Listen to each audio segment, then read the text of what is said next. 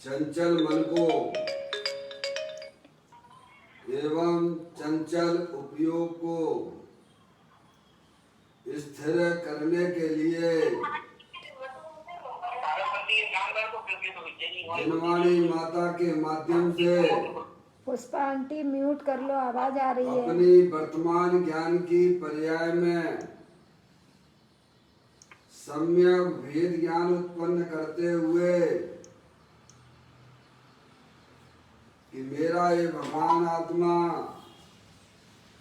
सदा काल शरीर आदि पर पदार्थों से भिन्न प्रकट अखंड ज्ञान ज्योति स्वरूप है,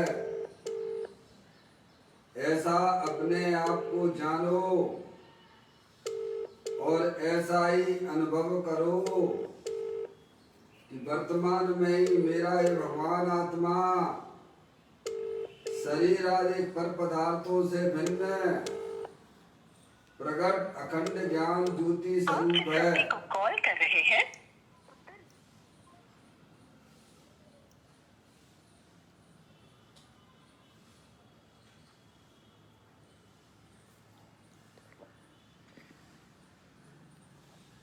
इसी प्रकार से संसार अवस्था में आत्मा की पर्याय में जो विविध प्रकार के पुण्य पाप के परिणाम होते हैं, वे समस्त परिणाम पर के लक्ष्य से होने वाले भाव हैं। वे हमारे आत्मा का स्वभाव नहीं है। ऐसे समस्त रागादिक परिणामों में एकत्व बुद्धि, ममत्व बुद्धि, कर्तृत्व बुद्धि, भोक्तृत्व बुद्धि तथा उन रागादिक परिणामों की ज्ञाता बुद्धि को भी छोड़ते हुए अंदर में जो अखंड ज्ञान ज्योति स्वरूप भगवान आत्मा है, जो कि तीनों काल पूर्ण वितराग स्वरूप है, सुख शांति का भंडार है, ऐसे ज्ञाय प्रभु परमात्मा में शरीर रागादिक का लक्ष्य छोड़ के मैं तो तीनों काल पूर्ण ज्ञानानंद मूर्ति भगवान आत्मा हूँ, ऐसा अपने आप को जानो और ऐसा ही अनुभव करो कि वर्तमान में ही मेरा ये भगवान आत्मा शरीर रागादिक से भिन्न पूर्ण ज्ञानानंद मूर्ति स्वरूप है।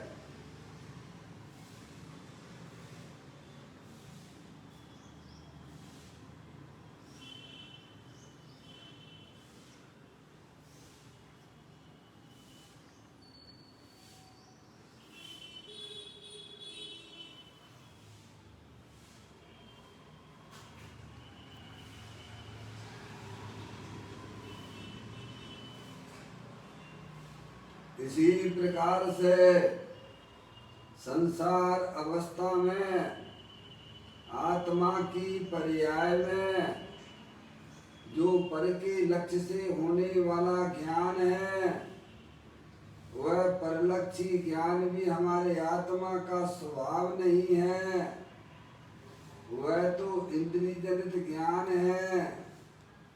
ऐसे समस्त परलक्षी ज्ञान में भी सम्यक भेद ज्ञान उत्पन्न करते हुए कि मेरा ये भगवान आत्मा शरीर रागादिक प्रवृत्तियां और परलक्षी ज्ञान की पर्याय से भी भिन्न एकमात्र अखंड ज्ञान ज्योति स्वरूप है, ऐसा अपने आप को जानो और ऐसा ही अनुभव करो कि वर्तमान में मेरा ये भगवान आत्मा शरीर रागादिक और खंड खंड की ज्ञान की पर्याय से भी भिन्न एकमात्र अखंड ज्ञान ज्योति स्वरूप है।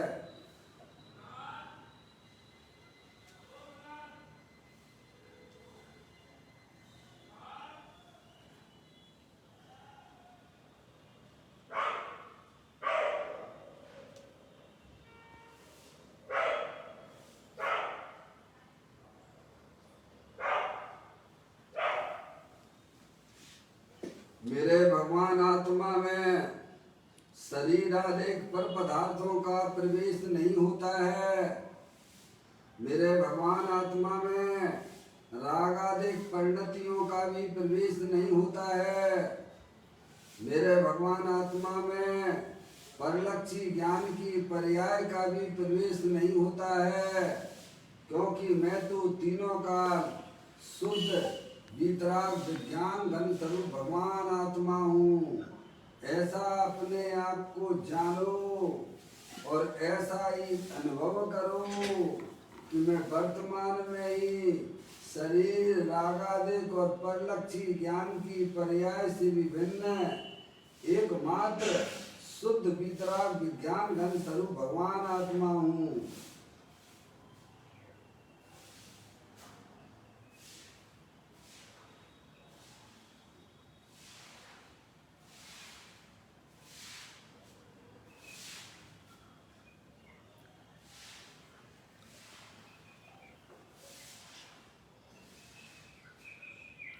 द्रव्य कर्म भाव कर्म नौ कर्म रहित शुद्धात्म स्वरूपो हम। मेरा ये भगवान आत्मा सदा काल ज्ञानावर्णादि 8 कर्मों से रहित है। मेरा ये भगवान आत्मा शरीर आदि 9 कर्मों से रहित है। मेरा ये भगवान आत्मा मोह राग देश रूपी भाव कर्मों से भी रहित है। इस प्रकार द्रव्य कर्म 9 कर्म भाव कर्म रहित मैं तो परम पवित्र शुद्धात्मा हूँ। ऐसा अपने आप को जानो और ऐसा ही अनुभव करो कि मैं एकमात्र परम पवित्र शुद्धात्मा ही हूँ।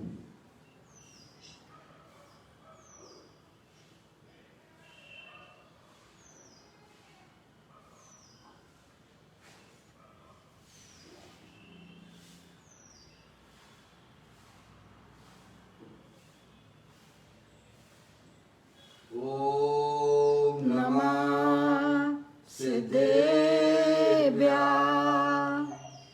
ओम नमः सिद्धेभ्यः।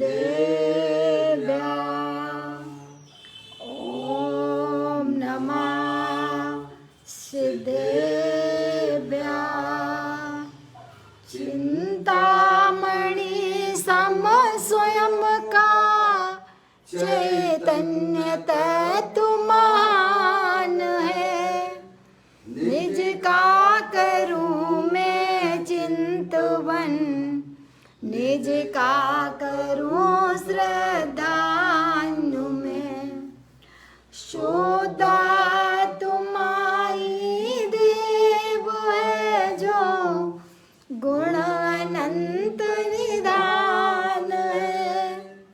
मैं स्वानुभव में देख लूं आत्मा स्वयं भगवान है। मैं स्वानुभव में देख लूं आत्मा स्वयं भगवान है। द्रव्य दृष्टि जिनेश्वर और पर्याय दृष्टि विनेश्वर की चर्चा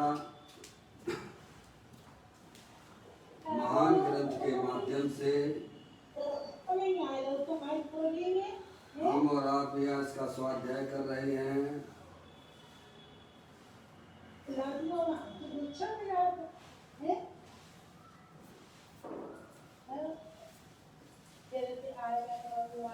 आज का बोल नंबर है 963वें नंबर का बोल है। मैं यहाँ पर पढ़ना प्रारंभ करता हूँ। स्क्रीन पर यह बोल है, आप लोग पुस्तक निकाल लें। द्रव्य दृष्टि जिनेश्वर दिगंबर संतों के शास्त्र अर्थात चैतन्य चिंतामणि को बतलाने वाले विशाल दर्पण पर से हटकर स्वभाव सन्मुखता कराने के लिए शास्त्र की रचना की है। समझ गए ना भाई। भोक्ष्यामि नियम सारम केवली सुत केवली भड़दम। ये अनंत परमात्मा के यहाँ से आई हुई बातें हैं। आचार्य भगवंतों ने, मुनिराजों ने आरतिया होकर हम आपको यहाँ यह बात समझाती हैं। समझ में आई भैया? हमें उन बातों को बड़ी गहराई से विचार करना चाहिए, सही। क्योंकि जब तक हम अरिहंत परमात्मा के द्वारा बताए हुए मार्ग का हमें अपनी पर्याय में ज्ञान नहीं होगा, उसका श्रद्धान नहीं होगा, कितनी भी हम धार्मिक क्रियाएं करें, हमारी आत्मा में कभी भी धर्म रूपी पर्याय की प्राप्ति नहीं हो सकती है। और जब तक हमारी आत्मा में सम्यक दर्शन ज्ञान चारित्र रूपी निर्मल पर्याय की उत्पत्ति नहीं होगी, तब तक पर्याय में होने वाले दुखों का भी अंत नहीं होगा। दुखों का तो अंत होगा नहीं, और ये जन्म मरण की चैन भी टूटने वाली नहीं है। तो कहते हैं दिगंबर संतों के शास्त्र, किनके शास्त्र? दिगंबर संतों के हैं। मुनिराज, दिगंबर मुनिराज, जिनके शरीर के ऊपर एक धागा भी नहीं है। समझेंगे आप? निर्वस्त्र दिगंबर काया से प्रकट हो रहा है निज अंतर बल। निज अंतर बल। समझ में आया भैया? ऐसे भावलिंगी संत मुनिराज, जिन्हें दुनिया से कोई लेना देना नहीं है। समझ गए ना आप? ऐसा जिस घर में वे पैदा हुए उस घर वालों से भी कोई लेना देना नहीं है, उस मोहल्ले से, उस घर से, कोई किसी से कोई लेना देना नहीं है। समझ गए आप? ऐसे दिगंबर मुनिराज जो स्वयं अपनी आत्मा की आराधना में लगे हुए हैं, निरंतर अपनी आत्मा का रसास्वादन किया करते हैं, ऐसे वे दिगंबर मुनिराज के द्वारा लिखे गए वनों में बैठकर लिखे गए हैं। समझ गए आप? कैसे लिखे? ताड़पत्रों में। बोलो। एक एक कांटे से एक एक पत्ते को कैसे बताइए? इस समय तो जो है इंक भी है, कागज भी है, सब कुछ है। सोचो उस समय 2000 वर्ष पहले कैसे ये ग्रंथ लिखे गए थे। आज तो हमें सहज रूप से उपलब्ध हो रहे हैं, लेकिन हम उनकी बिल्कुल भी कीमत नहीं करते हैं। सही बात है। ये हमारा दुर्भाग्य ही है। समझ में आया भैया? तो कहते हैं दिगंबर संतों के शास्त्र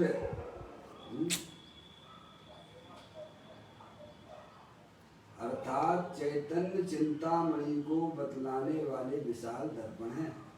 कैसे हैं? चैतन्य चिंतामणि कौन? अपना आत्मा को। इसीलिए स्वाध्याय को परम तप कहा गया है, क्योंकि स्वाध्याय के द्वारा ही अपने चैतन्य चिंतामणि के दर्शन होते हैं। उसके बिना तो भाई साहब आप कभी जिंदगी में दर्शन नहीं कर सकते अपने आत्मा के। समझ गए आप? वे जो शास्त्र हैं, जो मुनिराज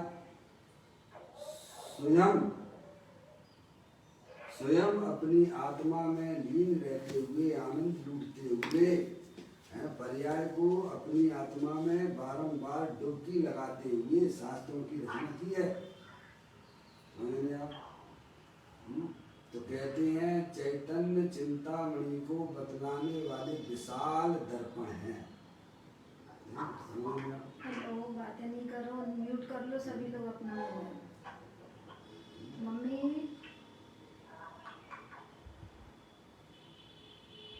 कहते हैं चैतन्य चिंतामणि को बतलाने वाले विशाल दर्पण।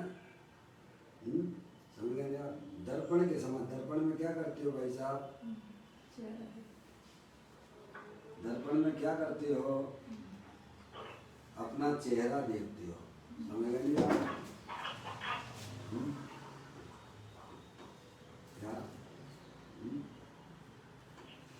वैसे ही स्वाध्याय के द्वारा जो भव्य जीव होते हैं वे अपने चैतन्य रूपी वस्तु जो आत्म वस्तु है जो आप हो उसमें अपना चेहरा देखते हैं। तो स्वाध्याय का मतलब ये है कैसा है वह दर्पण, तो कहते हो विशाल दर्पण के समान है। विशाल ग्रंथ विशाल दर्पण को बताने वाले हैं। द्वादश सांग कितना है बताइए है? सबका सार क्या है? द्वादश सांग का सार क्या है? वीतरागता। शास्त्र तात्पर्य, गाथा का तात्पर्य, एक एक शब्द आपकी आत्मा को बताने वाले हैं। तो कहते हैं चैतन्य चिंतामणि को बतलाने वाले विशाल दर्पण के समान है। वह अपने चैतन्य विशाल दर्पण को बताते हैं। किसको बताते हैं? ऐसा भगवान आत्मा तीनों काल विशाल दर्पण के समान है, चेतनेश्वर है। इससे बड़ा दर्पण दुनिया में नहीं मिलेगा आपको।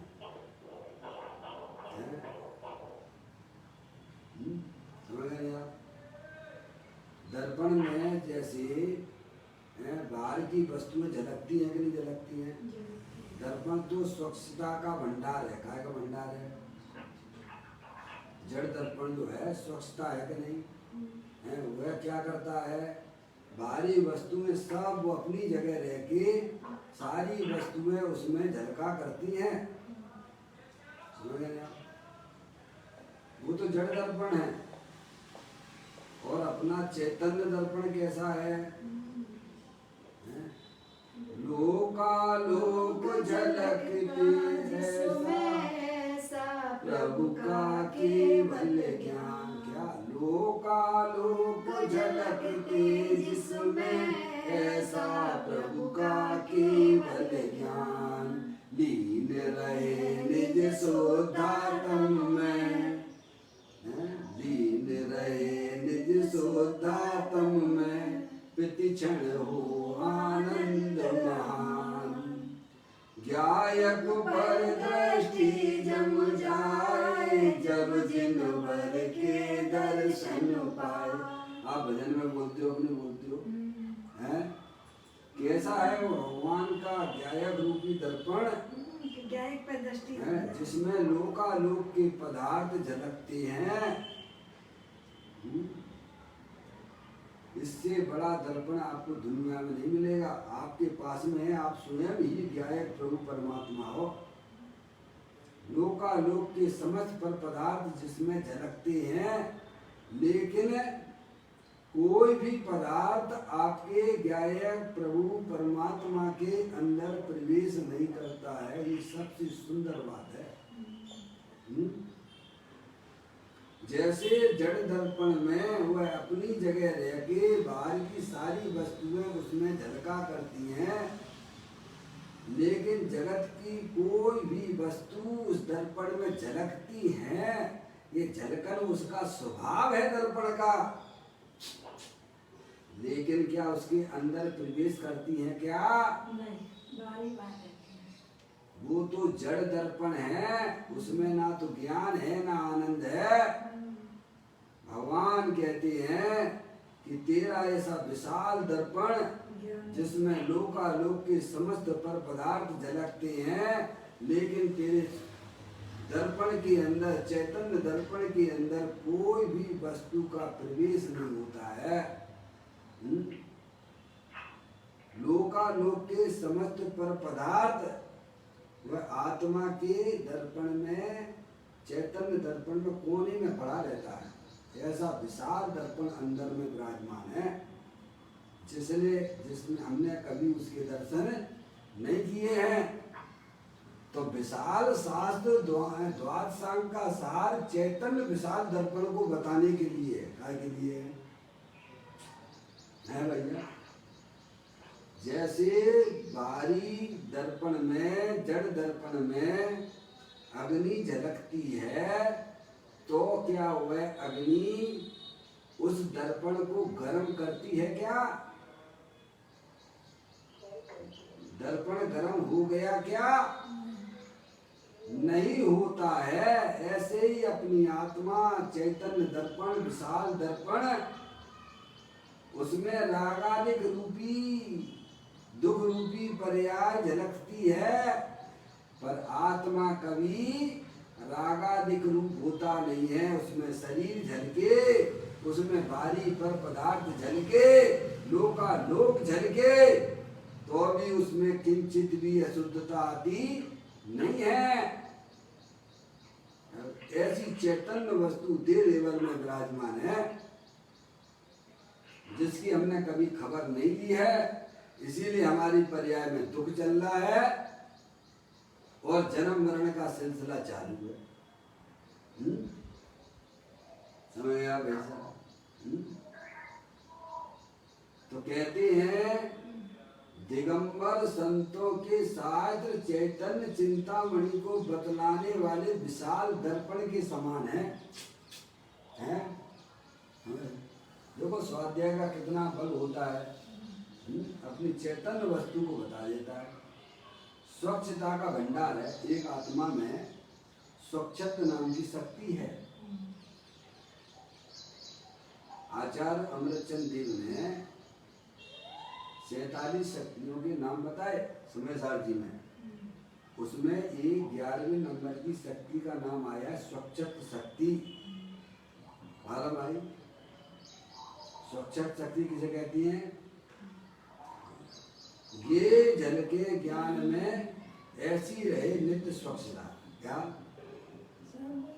सबके जल के ज्ञान में ऐसी रहे नित्य स्वच्छता। स्वच्छता का भंडार है अपना भगवान आत्मा। समझ गए आप? सारे जगत के जड़ चेतन पदार्थ उसमें झलकते हैं, लेकिन एक भी पदार्थ आत्मा के अंदर प्रवेश नहीं करता है। ऐसी चैतन्य शक्ति से भरपूर भगवान आत्मा देह देवल में विराजमान है। तो शास्त्र हमको ये बताते हैं कि तेरी चैतन्य शक्ति को बताने वाले, चैतन्य स्वरूप को बताने वाले हैं। और वो हमने प्रयोजन की सिद्धि नहीं की तो बोलो क्या मतलब निकला? भगवान के दर्शन किए, पर भगवान के दर्शन करने का तो मतलब अभी तक अपने दर्शन करना। क्या ज्ञायक पर दृष्टि जम जाए, जब जिन बर के दर्शन पाए, रोम रोम पुलकित हो जाए, जब जिन बर के दर्शन पाए, ज्ञानानंद कलियां खिल जाए, जब जिन बर के दर्शन पाए। बोलो कितने लोगों को होता है? मोह महात्म तुरत बिलाए, जब जिन बर के दर्शन पाए। रोज न भगवान के दर्शन करते हो और उल्टी उल्टी और चढ़ा के और चले जाते हो। भगवान के पास जाते हो, वितरागी के पास जाते हो, और क्या क्या इच्छाएं लेके जाते हो? बोलो कि भगवान हमारे घर में अनुकूलता हो जाए, भगवान हमारे बच्चे का रोग दूर हो जाए, भगवान मैं पास हो जाऊं, भगवान मुझे रुपया पैसा मिल जाए, धन दौलत मिल जाए, हमारे यहाँ गाड़ी वाड़ी लाड़ी आ जाए। हैं? गलत दुकान पे आ गए हो आप। भगवान कहते हैं हम तुम्हें इतनी सुंदर चीज बता देते हैं, तुम्हारी सारी इच्छाएं समाप्त हो जाएंगी। क्या भगवान को भी अगर दर्शन करते हो तो रागी मान के दर्शन करते हो। लोग जाते हैं ना, महावीर जी में जाते हैं ना, जाते हैं महावीर भगवान के दर्शन करने जाते हैं। और पीछे भाई के लिए जाते हैं, पुत्र की प्राप्ति के लिए। भाई के लिए जाते हैं, पुत्र की प्राप्ति के लिए, पुत्र की प्राप्ति हो, बच्चे की प्राप्ति हो, मनोकामना पूरी हो। वो भी बाल ब्रह्मचारी भगवान है, कभी सोचता नहीं है, विचार नहीं करता है, बस चले आ रहा है, चले आ रहा है। चमत्कारी बाबा है, चमत्कारी बाबा है, बच्चे देते हैं। समझ गए आप? बोला उल्टा भी ना। साथिया बना के आता है। हाँ, वो लारी लगा के आता है। समझ गए आप? हे प्रभु, अगर मेरे घर में बच्चा पैदा हो जाए तो इसको जो उल्टा साथिया बना के जा रहा हूँ, मैं सीधा कर दूंगा इसको। हैं? जैसे भगवान के दर्शन कर रहा है, एहसान कर रहा है। हैं? समझ गए नहीं आप? ऐसे भगवान के दर्शन करते हो। मैं तो बारंबार कहता हूँ, उन कमेटियों से कहता हूँ, जो धर्म के नाम पर जो कमेटियां बनी हुई हैं, अरे एक जो है दान पेटी रखते हो ना, एक अर्जी पेटी भी रखो। उसके आगे एक अर्जी पेटी भी रख देना। उससे क्या होगा कि मालूम तो पड़े कि ये भक्त आया है भगवान के किसके लिए आया है। और उस अर्जी पत्री पर ये लिख दिया जावे, जो भी भक्त आते हैं अपना नाम लिखें, अपना पता लिखें, अपना मोबाइल नंबर लिखें, उससे संपर्क और किस इच्छा लिखे कि भगवान के दर्शन ये किसके लिए आया है, उसमें इच्छा भी लिख दो अपनी।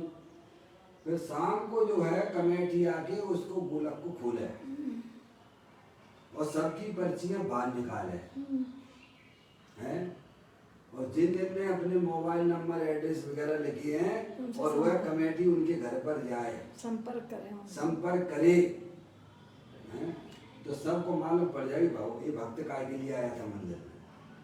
समझ में आ गया? तो उसकी दरिद्रता दूर हो जाए, अज्ञानता दूर हो जाए भाई साहब। समझ लिया? पहले जब मैं भोपाल में था, पाठशाला जब चलाता था, तो यही काम करता था। बहुत पुरानी बातें हैं, 90 की बात है, 1990 की। तो जो है 2-4 लोगों को साथ में लेके, फेडरेशन का अध्यक्ष तो था ही, अपने साथियों को लेके 4-5 लोगों को आजू बाजू में जो जैनियों के घर हैं उनके यहाँ जाते थे, और उनको बताते थे कि अपनी पाठशाला अपने बच्चों को भेजिए आप।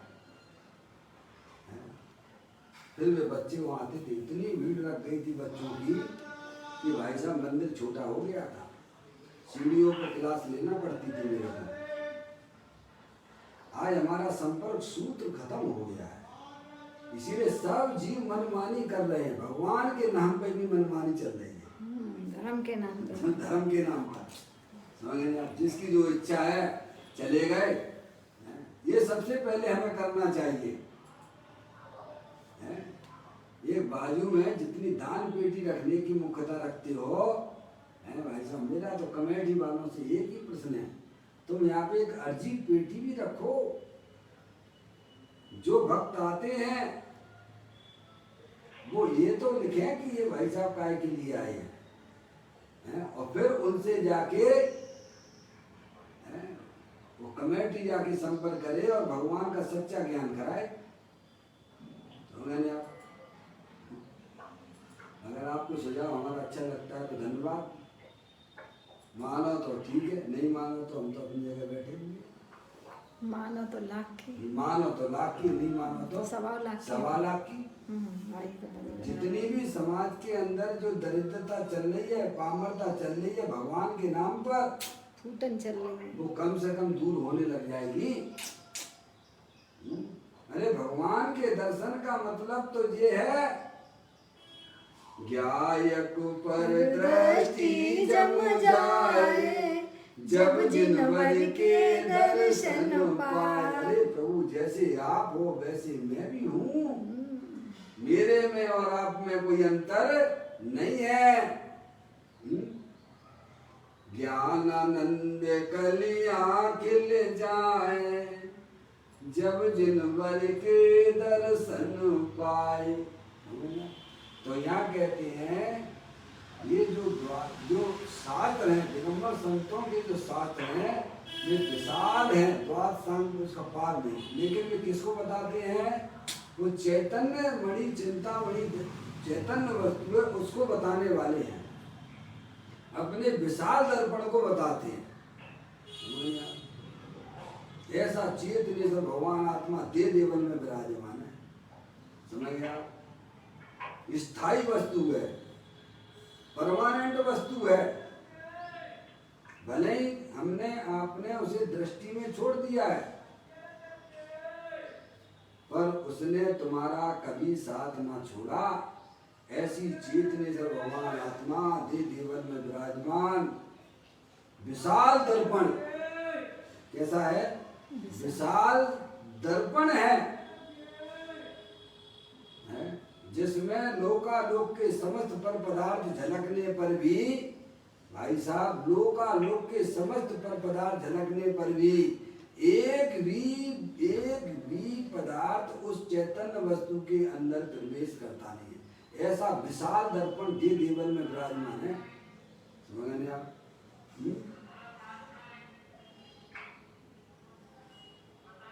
फिर कहते हैं कि पद से हटकर स्वभाव सन्मुखता कराने के लिए शास्त्रों की रचना हुई है। किसके लिए हुई है? विशाल शास्त्र द्वादशांग का किसको बताते हैं? पर लक्ष्य छोड़ो, सौ लक्ष्य करो, बस इसके लिए। क्योंकि जब पर पदार्थ तुम्हारे आत्मा को मिलता नहीं है, पर पदार्थ तुम्हारे आत्मा में प्रवेश नहीं करता है, तो भगवान कहते हैं ऐसी मान्यता को छोड़ दो। समझ गए नहीं आप? क्यों उनकी आशा में बैठे हुए हो कि भाई साहब बहुत सारे रुपये इकट्ठे हो जाएंगे तो मैं सुखी हो जाऊंगा? कायम बैठे हुए हो, उनकी आशा में बैठे हुए हो। पर लक्ष्य की आशा, पर द्रव्य का तुम कुछ कर नहीं सकते हो, अपने शरीर का भी तुम कुछ कर नहीं सकते हो। समझ गए आप? भगवान कहते हैं कि रागादिक परिणामों का भी तुम करने वाले नहीं हो। डॉक्टर साहब को ले लेना इसको,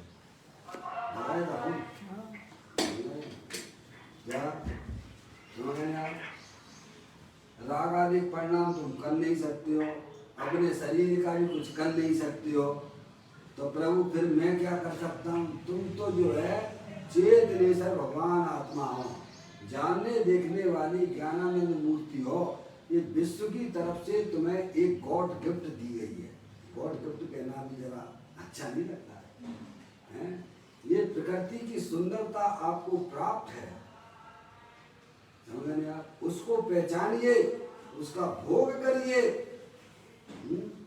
दे देवन में भगवान आत्मा स्थायी तत्व, ये शरीर रजकण है, अनंत पुद्गल परमाणुओं का पिंड है।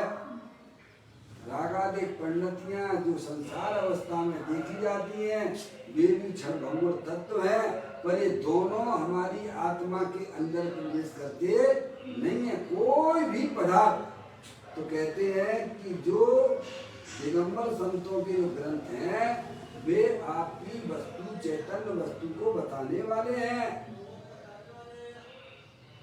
जिस प्रकार से जड़ दर्पण में बाहरी पर वस्तुएं प्रवेश नहीं करती हैं, अप्रभावित रहती हैं, ऐसे ही अपनी चैतन्य वस्तु दे देवन में विराजमान ज्ञानानंद मूर्ति शरीर रागादिक उस चैतन्य दर्पण के अंदर प्रवेश नहीं करती है। कब कर जाएगी भाई साहब? मैं कह रहा कभी नहीं करेगी। कब क्या कर जाएगी? कभी नहीं करेगी, एक समय भी प्रवेश नहीं करेगी। ऐसी चैतन्य वस्तु दे देवन में, तो कहते हैं पर से हटकर, पर से हटकर स्वभाव सन्मुखता कराने के लिए शास्त्रों की रचना हुई है। क्या के लिए हुई है? दिगंबर संतों के जो ग्रंथ हैं, वे एक ही बात कहते हैं कि तुम बैर मुक्ता से दुखी हो रहे हो और अंतर मुक्ता से तुम सुखी हो जाओगे। सुख तुम्हारा बाहर में नहीं है, सुख स्वरूपी भगवान आत्मा तो तीनों काल विद्यमान है। ऐसा तुम अंदर में विश्वास लाओ। क्या तुम्हारी चैतन्य वस्तु के अंदर बाहरी कोई भी वस्तु प्रवेश नहीं करती। स्वच्छता के तो भंडार हो तुम, समझ आप? स्वच्छता शक्ति है कि नहीं बाबूलाल जी साहब? आत्मा में 47 शक्तियों में एक स्वच्छत नाम की शक्ति है। अपने स्वभाव को पहचानो। यही तो श्रीमद राजचंद्र जी कहते हैं ना, जे स्वरूप समझे बिना पामे दुख अनंत, समझाऊं ते पद नमो श्री सद्गुरु भगवंत। ऐसा अपना भगवान स्वच्छता से भरपूर है। सब गेय झलके ज्ञान में सबके जल के ज्ञान में ऐसी रहे नित्य स्वच्छता। नित्य स्वच्छता से बना है, स्वच्छता शक्ति है? ऐसी स्वच्छता शक्ति से बना हुआ है, निर्मित है। बताओ, कभी हमने ऐसे आत्मा को जाना नहीं है, समझ गया? जैसे पानी का स्वभाव निर्मल रहता है, भले ही वह पानी गंदी नाली का भी क्यों ना हो, समझ में आया? पानी कभी गंदा नहीं होता है, पानी तो निर्मल ही होता है। गंदा दिखने पर भी पानी गंदा नहीं है, निर्मल है। निर्मल ना होता तो भाई साहब, आप लोग कौन सा पानी पीते हो बोलो? कोई आरओ का पीता है, कोई किसका पीता है? गंदगी अलग, गंदगी पहले से ही अलग थी। स्विमिंग पूल में आप देखते हो, स्विमिंग पूल देखा होगा आपने, बड़े बड़े विशाल स्विमिंग पूल हुआ करते हैं। उस स्विमिंग पूल में भाई साहब क्या क्या चीज देखने को आती है। ऊपर का आकाश वो दिखाई देता है, पक्षी उड़ते हुए दिखाई देते हैं, बाउंड्री वाल दिखाई देती है उसमें, किसमें? वो निर्मल पानी में, स्विमिंग पूल के निर्मल पानी में। तो मैं आपसे पूछता हूँ, क्या वह जो आकाश आपको नीला नीला दिख रहा है, देखते पानी को दिखता उसमें क्या? तो क्या वह आकाश उस निर्मल पानी के अंदर प्रवेश कर गया है क्या? बोलो, कर गया हो तो बताइए। आकाश में उड़ने वाले पक्षी भी दिखाई देते हैं, क्या उसमें प्रवेश कर गए हैं क्या? बाउंड्री वाले पेड़ पौधे दिखते हैं, क्या वो निर्मल पानी में अंदर घुस गए हैं क्या? सर हमको तो दिखाई देते हैं। तुम वस्तु स्वरूप को समझने का प्रयत्न कीजिए। वह जो उसमें दिख रहे हैं वह पानी की निर्मलता को प्रसिद्ध करते हैं कि पानी इतना निर्मल है। ऐसे ही हमें शरीर आदि पर पदार्थ हमारी आत्मा में दिखाई देते हैं, वे आपकी स्वच्छता को ही प्रसिद्ध करते हैं। लेकिन हमें अपने आत्मा की रुचि नहीं है, इसीलिए हम किसको पकड़ लेते हैं? संयोगों को पकड़े बैठे हुए। तो ज्ञानी यही तो हमें समझाने का प्रयत्न कर रहे हैं ना, पर से हटकर स्वभाव सन्मुखता कराने के लिए शास्त्रों की रचना हुई है कि जगत का कोई भी पर पदार्थ, अंदर में होने वाले रागादिक परिणतियां तुम्हारी चैतन्य वस्तु के अंदर प्रवेश नहीं करते हैं। ऐसा विशाल ज्ञायक प्रभु परमात्मा तीनों काल मौजूद है, तुम उसकी दृष्टि करो तो क्या हो जाएगा? अरे वो काम हो जाएगा तुम्हारी पर्याय में जो अनंत काल में नहीं हुआ है। पर्याय में आत्मिक आनंद की प्राप्ति होती है। जो शक्तियां द्रव्य के अंदर भरी हुई थी उनकी पर्याय में अव्यक्तता हो जाती है। इतना बड़ा काम कर लिया आपने। तो दिगंबर संतों के जो शास्त्र हैं वो एक अपनी चैतन्य स्वरूपी भगवान आत्मा को बताने के लिए हैं। समझ गए ना आप? जीव को सुखी बनाने की बात करते हैं। प्रत्येक आत्मा स्वभाव से ही सुख शांति का भंडार वाला है, अनंत शक्तियों के भंडार वाला है। यही इसका प्रयोजन है। अब अपन प्रयोजन को भूल गए और भाई साहब बस आओ जन्मों में अपनी बुद्धि को लगाए हुए हैं। भगवान के दर्शन काय के लिए करते थे भाई साहब? क्या प्रयोजन है? बोलो क्या प्रयोजन है? बैर मुक्ता छूट जाए, अंतर बैर मुक्ता छोड़ के अंतर मुक्ता के लिए थे। सो तो कराना। जितने भी आप धार्मिक क्रियाएं हमारे देखी जाती उनका क्या प्रयोजन है? और लक्ष्य छूटे, सौ लक्ष्य। अरे आप लड़की की शादी करते हो, आप लड़की की शादी करते हो, समझ में आया? लड़की की शादी करते हो तो प्रयोजन क्या है? लड़की अपने घर में पहुंच जाए सुरक्षित। मैं भाई साहब कि भाई साहब उसकी सात भावनें पाड़ के और लड़की अपने भाई साहब उसको विदा कर दो, यही प्रयोजन रहता है। और ये प्रयोजन ना करा, गार्डन ले लिया आपने 25-25 लाख के, 20-20 लाख के, लोगों की भीड़ इकट्ठी कर ली, सबने खाए पिए चल दिए, भाव रहता कौन रोकता है? लड़की की भाव रहता कौन रोकता है? कोई जरूरी नहीं है कि भाई साहब हैं आपने इतना बड़ा अनुष्ठान किया, लड़की की शादी हो गई, ये कोई नियम है क्या? हमने तो ऐसे ऐसे भी देखे हैं कि भावरों पर लड़का लड़की बैठे हुए हैं और भाई साहब उनकी कैंसिल भी हो गई। क्यों भैया, तुमने तो खाए पी लिया, वहां तक कौन रुका? तो मेन प्रयोजन क्या था कि लड़की की 7 भावनाएं पढ़ के उसको विदा कर दिया जावे। ऐसे ही भगवान कहते हैं कि शास्त्र का प्रयोजन क्या है? जितने भी धार्मिक क्रियाएं हमारे जीवन में देखी जाती हैं, उन सब का प्रयोजन क्या है कि अपनी चैतन्य स्वरूपी भगवान आत्मा को पहचानो, जिसको जानने मात्र से पर्याय में होने वाले दुखों का अंत आ जाता है।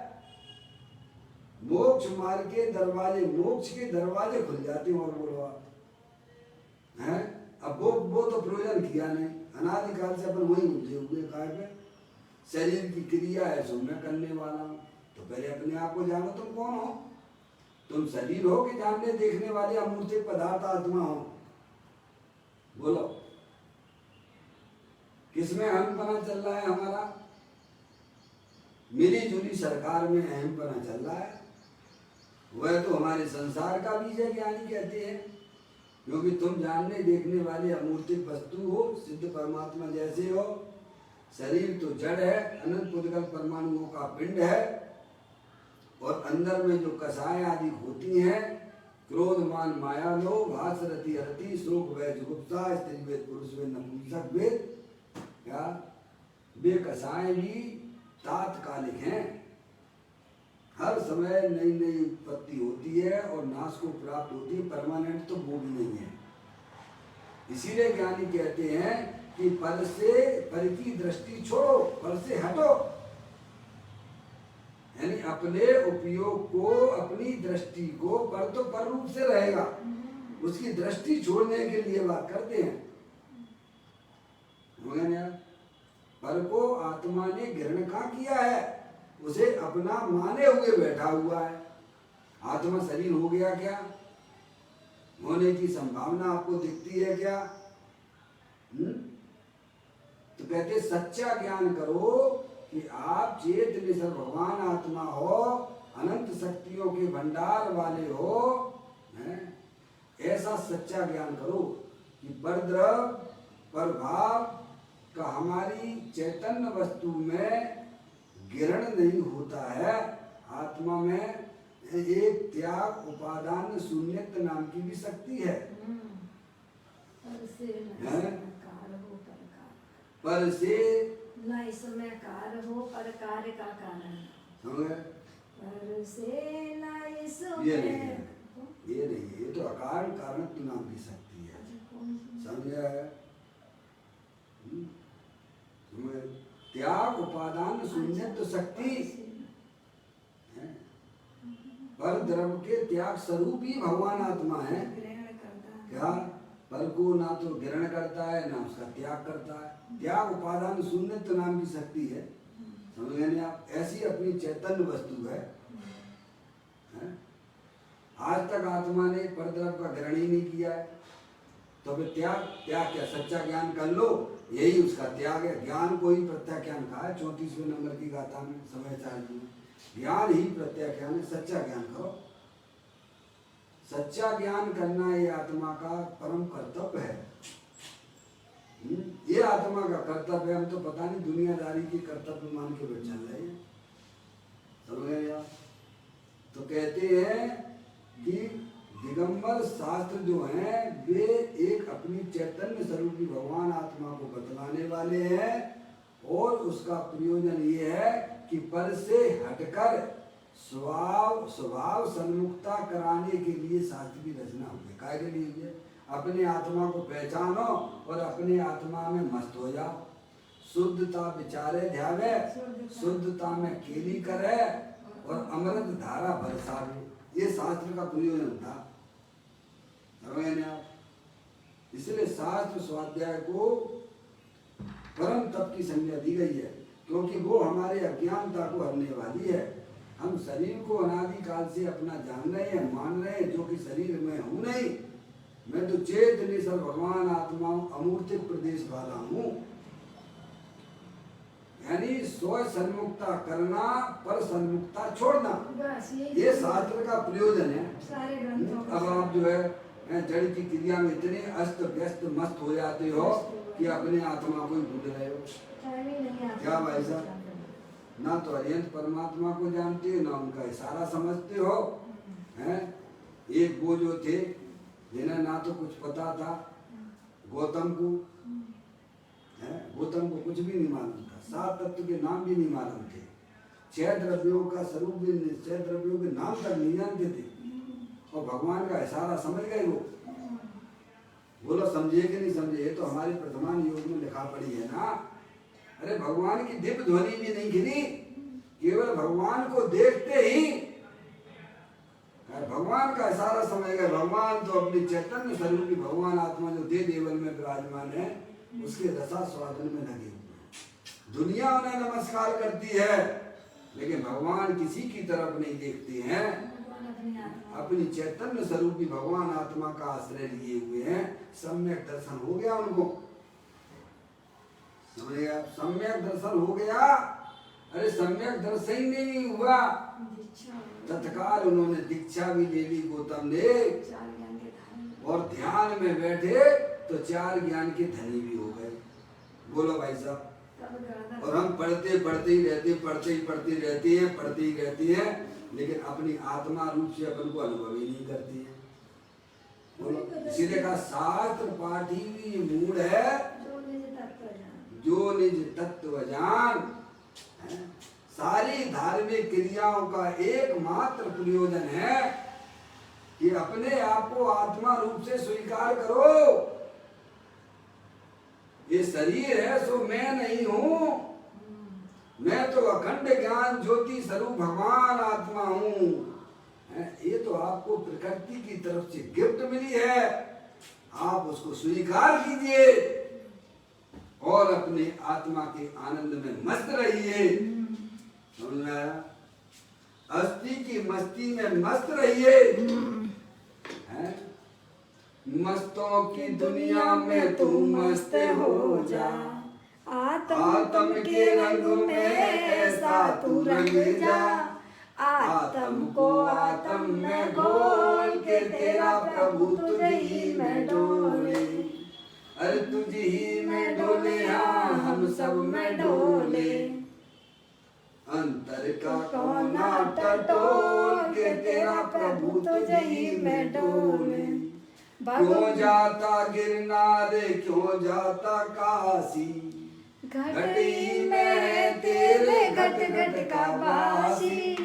अंतर का कोना टटोल के तेरा प्रभु तुझ ही में डोले। अरे जोरी कुल में पैदा हुई हो, स्वच्छ पानी में पैदा हुई हो अपनी आत्मा भैया, तो अच्छे अच्छे काम करिए। पर्याय में भगवान को पहचानिए, अपने गुरुओं को पहचानिए, उनका इशारा समझिए। भगवान बनने की वे कहते हैं तू आत्मा है, तू शरीर नहीं है, तू जानने देखने वाली चैतन्य वस्तु है, अमूर्तिक है। जगत के सारे पदार्थ शरीर से लेके रागादिक परिणतियां तेरे आत्मा में झलकती है, पर वे कभी उस रूप होती नहीं है। जैसे भारी जड़ दर्पण में भारी पदार्थ झलकते हैं, लेकिन वह दर्पण उन रूप नहीं होता है। यही समझाने का प्रयोजन यहाँ पर है कि तुम चैतन्य दर्पण हो, विशाल दर्पण हो, ज्ञानानंद मूर्ति स्वरूप हो। तुम्हारे आत्म वस्तु में जगत का कोई भी वस्तु, अरे अंदर में होने वाले विकारों का भी जिसमें प्रवेश नहीं होता है, ऐसी दे देवल में विराजमान चेतनी सब वस्तु है। तुम उसकी दृष्टि करो, तुम उसका आनंद लूटो, काय के लिए हैं? कहते पर से हटकर अपने उपयोग में वो कला उत्पन्न कर लीजिए शुद्ध ज्ञान में कि पर की तरफ तुम्हारा लक्ष्य जाएगा ही नहीं। वो होता है सच्चे ज्ञान के द्वारा। काय के द्वारा? सच्चे ज्ञान के। सच्चे ज्ञान के बिना पर्याय वहां से पर से ऐसी चिपकी बैठी हुई है। सच्चा ज्ञान जहाँ होता है वहाँ भाई साहब पर्याय ऑटोमेटिक वहां से पर का अवलंबन छोड़ देती है, शरीर का भी अवलंबन छोड़ देती है, रागादिक का भी अवलंबन छोड़ देती है, अपने चेतन से भगवान आत्मा के पास से आके आराम करती है, आनंद का भोग करती है। यही शास्त्रों का एकमात्र प्रयोजन है कि जीव अपनी पर्याय में अतीन्द्रिय आनंद की प्राप्ति करे। अपने भगवान आत्मा को भूला हुआ है और ये काम ना किया तो भाई साहब जैन दर्शन मिला और ना मिला के बराबर हो जाएगा, अनंत काल पीछे लौटना पड़ेगा। ये हमारे आपकी सबसे बड़ी जिम्मेदारी है कि शास्त्र के द्वारा अपनी चैतन्य वस्तु का निर्णय करो, विचार करो, बारंबार विचार करो, बारंबार विचार करो। है भाई साहब, अनादि काल का रोग पड़ा हुआ है, मानता विपरीत पड़ी हुई है, अज्ञानता छाई हुई है, अज्ञानता छाई हुई है भाई साहब। तो ज्ञानी कहते हैं तुम सच्चा ज्ञान कर लो, तत्काल उसी समय, ज्यादा समय नहीं लगता है। जैसे अंधकार को भगाने में कितना समय लगता है भाई साहब?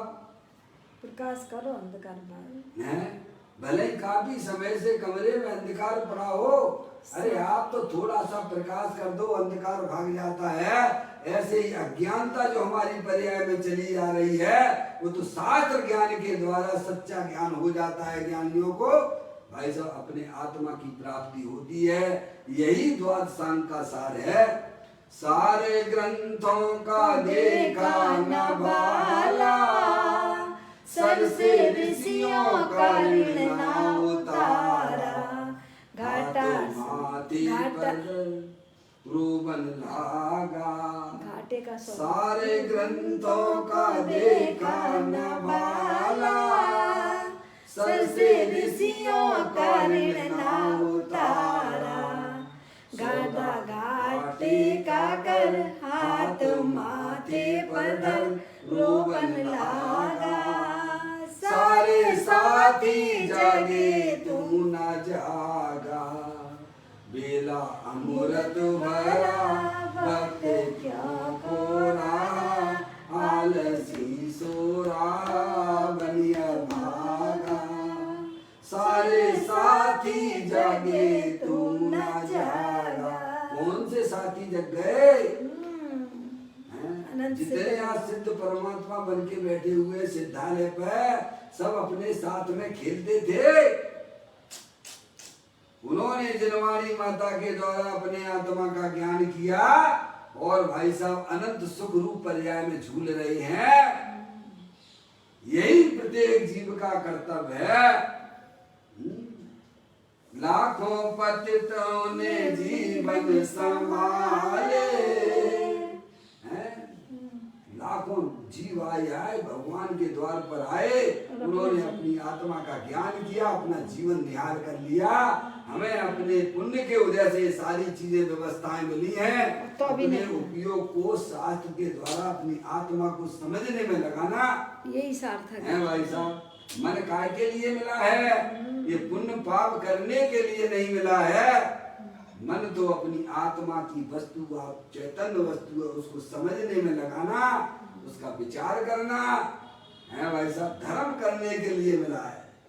एन केन प्रकार से मैं अपनी आत्मा को पहचान कर आत्मिक आनंद लेके सुखी हो जाऊं। 24 घंटा क्या करते? यही करते, जे त्रिवन में जीवनंत सुख चाहे दुख तय। तो भगवान कहते तेरे सारे प्रयोजन की सिद्धि तेरे आत्मा को जानने पर हो जाएगी, क्योंकि आत्मा तीनों काल ज्ञानानंद मूर्ति स्वरूप है, सुख शांति का भंडार है। ऐसे ज्ञायक प्रभु परमात्मा को माँ जनवाणी के द्वारा परिचय करके उसे अपनी ज्ञान की पर्याय में निर्णय कर लेना भैया। है, और मैं चैतन्य स्वरूपी भगवान आत्मा हूँ, मैं शरीर नहीं हूँ। और ये रागादिक प्रवृत्तियाँ संसार अवस्था में होती अवस्था हैं, लेकिन वे हमारी आत्मा के अंदर प्रवेश करती नहीं है। ऐसे वस्तु स्वरूप का जब यह जीव निर्णय कर लेता है, तब वह जीव मोक्ष के मार्ग में गमन करने लगता है। क्योंकि हमारा आपका सबका एक ही मात्र कर्तव्य है कि अपनी चैतन्य वस्तु को पहचान कर मोक्ष मार्ग में चलें हैं और अनंत सुख की प्राप्ति करें। यही हमारा आपका सबका कर्तव्य है। तो शास्त्र का प्रयोजन यही है कि अपनी चैतन्य वस्तु को पहचान कर उसकी दृष्टि करके है आगे मोक्ष मार्ग में बढ़ना, यही हमारा सबका आपका एकमात्र कर्तव्य है। इस गुण को पूरा करते हैं, फिर एक नए गुण के साथ। चैतन्य काय सुमरण